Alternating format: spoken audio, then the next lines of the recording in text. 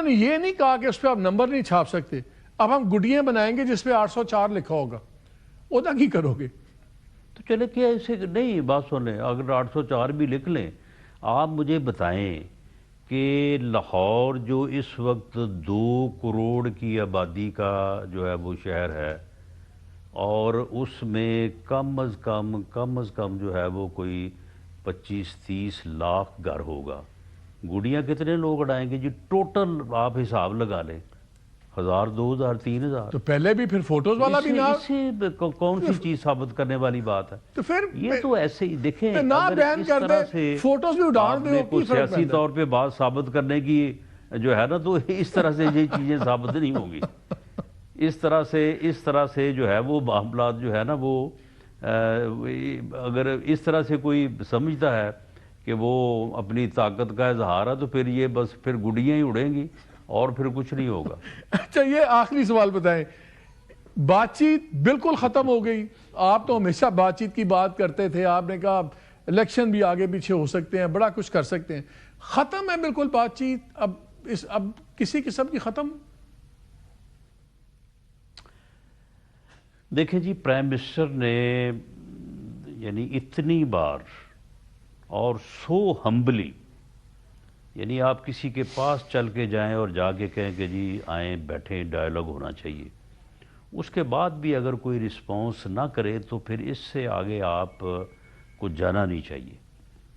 میری انفارمیشن کے مطابق پرائم منسٹر کی ان آفرز کے بعد جو ہے وہ کوئی ان تک نہیں پہنچا, نہ کسی نے کہا ہے, نہ ہمیں کسی نے کہا ہے کہ جی ٹھیک ہے پرائم منسٹر صاحب نے آفر کی ہے تو ہمارا ٹائم رکھیں, ملاقات کروائیں, جگہ کا تعین کریں, ہم وہاں نہیں جائیں گے, ہم کسی اور جگہ بیٹھنا چاہیں گے. کوئی ہمارے ساتھ بات نہیں ہوئی, بلکہ لیڈر آف دی اپوزیشن جو ہے وہ جس دن ان کا تقرر ہوا ہے اس سے پہلے بھی, اور اس دن بھی میں نے ان کو کہا کہ آپ لیڈر آف دی ہاؤس سے ملیں, تو انہوں نے کہا کہ نہیں ابھی میں نہیں ملوں گا.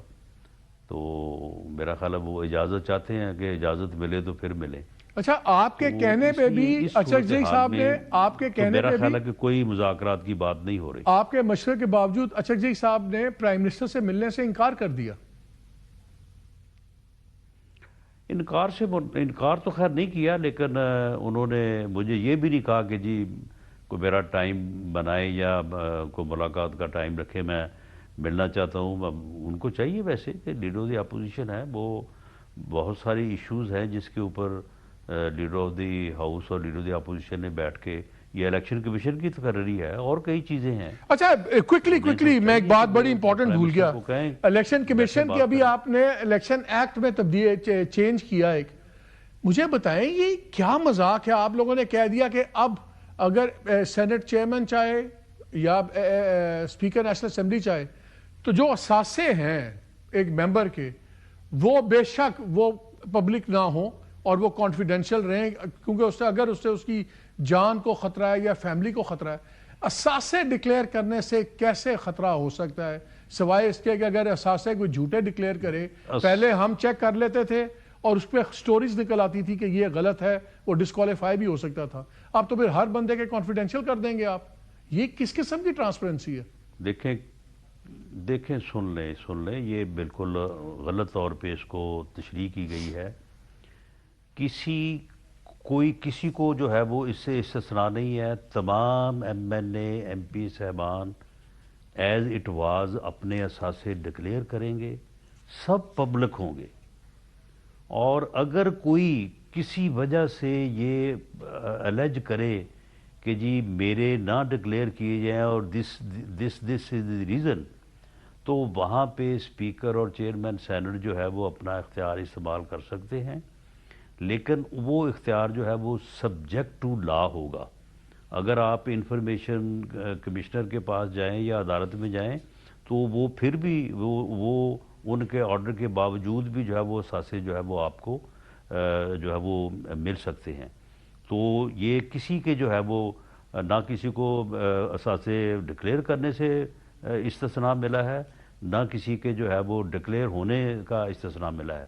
یہ دراصل ہوا یہ ہے کہ جب یہ ہمارے جو بیوروکریٹس ہیں, آفیسرز ہیں, ان کے اثاثے جب جو ہے وہ ڈکلیریشن ان کی جو ہے وہ بائی لا طے ہوئی ہے، تو وہاں پہ انہوں نے یہ شک جو ہے یہ رکھوائی کہ due to so many reasons کہ جی ہمیں جو ہے وہ اگر ہم چاہیں یا کوئی کمپیٹنٹ اتھارٹی چاہے تو وہ یہ استثناء ہمیں دے دے، تو وہ اس قانون میں تھا، تو وہاں سے تو وہ بھی غلط تھا نا رانا صاحب.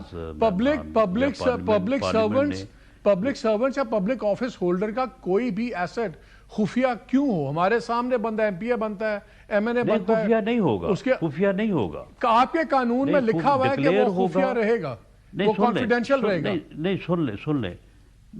سن لیں، ڈکلیئر ہوگا، خفیہ بالکل نہیں ہوگا.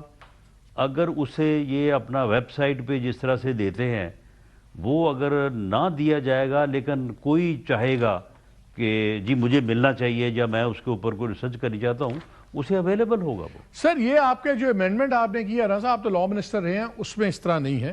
اس پہ تو انہوں نے سیدھا لکھا ہوا ہے کہ اگر وہ ہوگا تو وہ اپنی shall be submitted confidentially to the election commission. اس کے آگے کچھ نہیں ہے کہ کون آپ اس کو دیکھ سکتے ہیں کہ نہیں دیکھ سکتے. پیورلی کانفیڈینشیل رہے گا جو امینڈمنٹ کا قانون ہے. اس میں یہ آپ جو بات کر رہے ہیں یہ قانون کا حصہ نہیں ہے، یہ تو ایک لاجیکل بحث کا حصہ تو ہو سکتا ہے. آپ کے قانون میں یہ پروویژن نہیں ہے. یہ ایکسیس ٹو انفارمیشن قانون جو ہے اسے آپ پڑھیں نا، اس میں جو ہے وہ سبجیکٹ ٹو لا کوئی بھی کانفیڈینشیل انفارمیشن جو ہے وہ حاصل کی جا سکتی ہے. چلیں وہ ہم ٹرائی کر کے دیکھ لیں گے. رانا صاحب بہت شکریہ ہمیشہ وقت دینے کا.